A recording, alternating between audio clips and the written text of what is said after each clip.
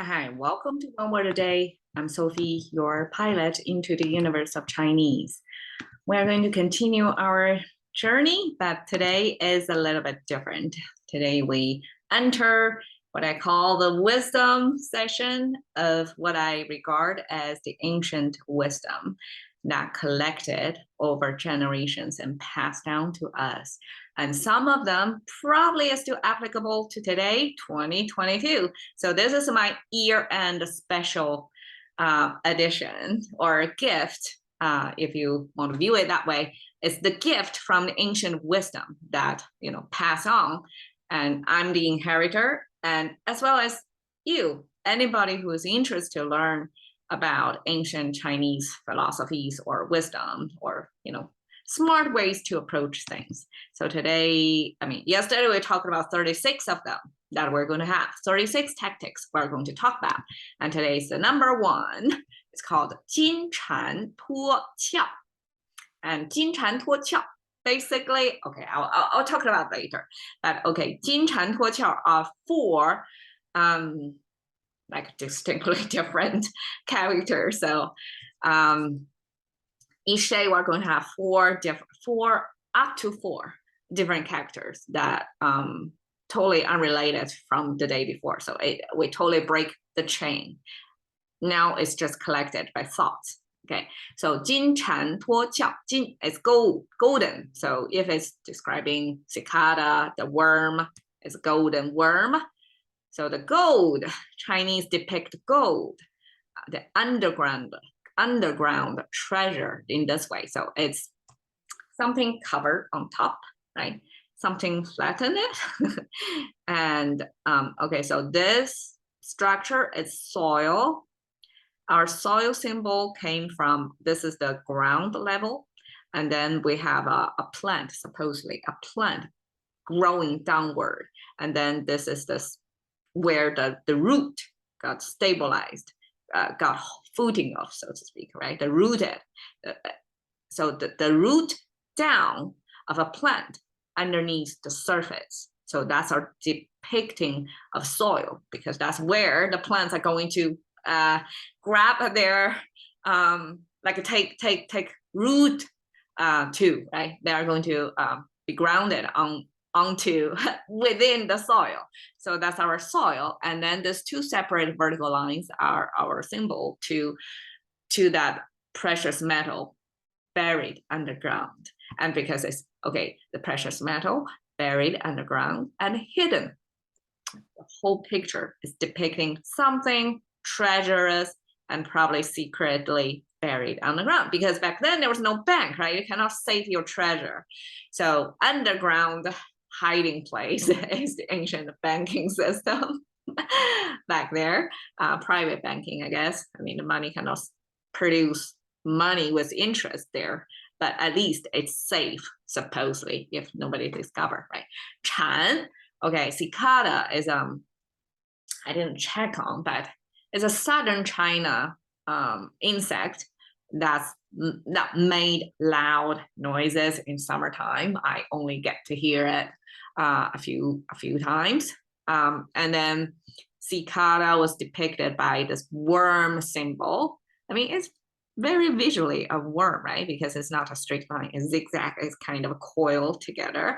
And then the right side is dan. So dan looks like it came from this spoke of ancient travel, like a carriage, but it's one-sided.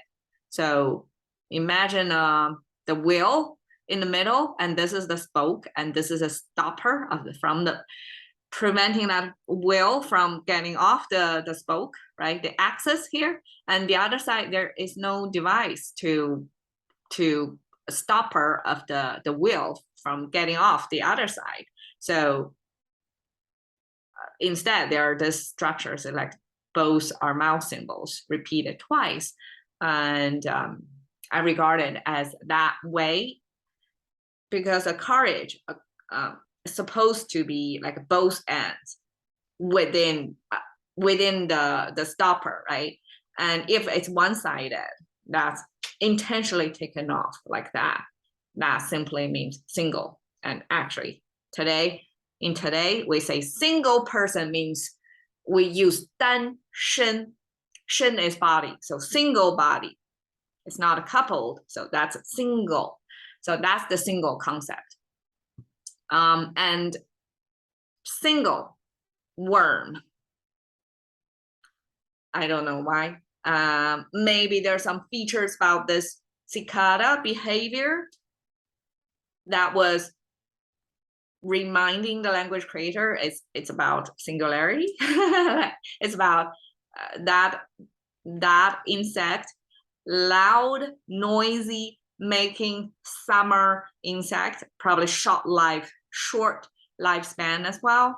But it's very loud when it was at its peak season. So another interpretation of this than the single concept is it means big. It means widespread or something like that. I don't know. So probably that chorus of the cicada, noisy, loud chorus in the summertime reminds the language creator of this widespread, like everywhere, every corner of your living space are filled with this, not exactly chirping, but it's like a monotonous noise. Probably why. Okay, anyway, that's cicada. For insect to have its own name, the left side got to be in this worm or this 虫 symbol, that's the meaning. And then the right side probably is the main feature of that type of worm. So using that combination, how this particular insect, cicada, was depicted. So that's my guesswork. Okay. Then 脱 came from this meat symbol. I mean, if we see almost like an omega sign and with two horizontal lines, that's our meat symbol. It's a visual depiction of how meat, I mean, imagine back then we don't have refrigerators, right? Meat was hung up. So a meat probably visually looked like hung up meat, look like that. And then the right side is 对, is the sound maker, but okay, here, this means separation. And probably from there came this meaning of separation of the meat from its bones and skin. So only the meat is wanted part, the bones and skin discarded, something like that. So probably from that means separation. But over here is a human figure symbol, and the top is the mouse symbol. Together, Chinese like to use that as a 兄, is a older brother, senior to you.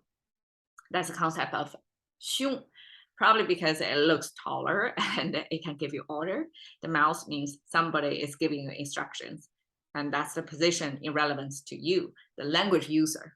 That's the concept of brother. And then this, separation of the air or separation of something was used here to mean the separation of meat from the rest of the, unwanted part. So that's I translate as a disrobe, because the end, we imagine the process of this insect getting rid of the shell and grow into a bigger bodied, more capable adult, mature version of the cicada. So that's the biological process the phrase here described. And then shell. Okay. Shell came from, well, 4 parts of it, right? We can see 4 parts of it. The right side here have the 3-finger hand symbol, and the top side is hard to tell. It's supposedly to be some kind of a tool that the hand can use as a defense, or like as a weapon or as a farming tool. So that is like way back then, that probably was common, and eventually technology evolved and no longer used, and later generations don't know like what exactly that tool is. But together it means the hand is holding on to something for a very functional purpose. right? So that's the right side. And the left side have this grass symbol on top, and on top of the soil, the ground level.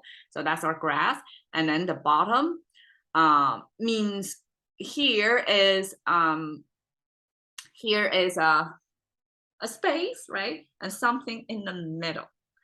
Okay, so here is my imagination now.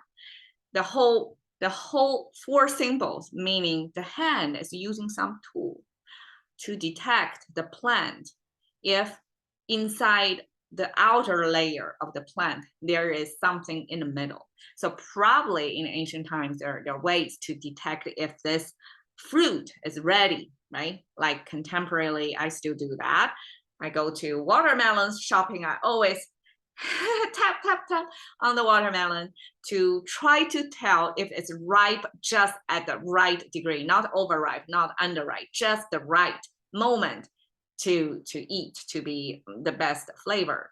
So that kind of tapping probably was a tool back then as well. And it's a plant, right? It's a fruit in this case. And you tap on that to detect over the shell, from the shell, to see in the middle if there's something ready or in a certain stage, or if there is there. So the shell here simply is represented by this arch. That means a layer, outer layer, and then something in the middle. So this is a representation of that, and then the remaining of that is a facilitator, right? To convey the meaning of, you try to detect if there's something within that shell, this action of detecting. But eventually that action was ignored, and then this concept of shell, this biological layer structure, was captured. So, okay, imagine this now. Golden cicada. I mean, golden probably means the cicada, when it was in a developmental stage, it became the gold color. That means it's ready to disrobe the shell. Probably that's why. Or 金蝉, I mean, in English, we have golden boy, right? Or golden, something is golden standard. Something golden means it's ideal, it's the best stage, right? It's a peak moment or prime of that thing. So 金蝉 probably here, it means it's the ripening time for that cicada is maturing, and now it's time for that to disrobe the shell so that it can grow bigger or do it into the next phase of its life. So 金蝉脱壳 is the first 36 stratagem that we're talking about. Okay, I'm trying to find, okay, so when I'm trying to find a visual representation of this concept, it's quite complicated concept, I find, this translation of the movie. I haven't watched a movie, but it's probably a kind of prison break situation, and it's called Escape Plan, right? So in this movie, it's about trying to break out from the prison. So in this case, 金蝉脱壳 was using this 蝉 as the prisoners, right? And they are ripening, they are ready to 脱壳, so get out of their shell. Shell is the cell, the prison representation. So in that way, it's a good corresponding.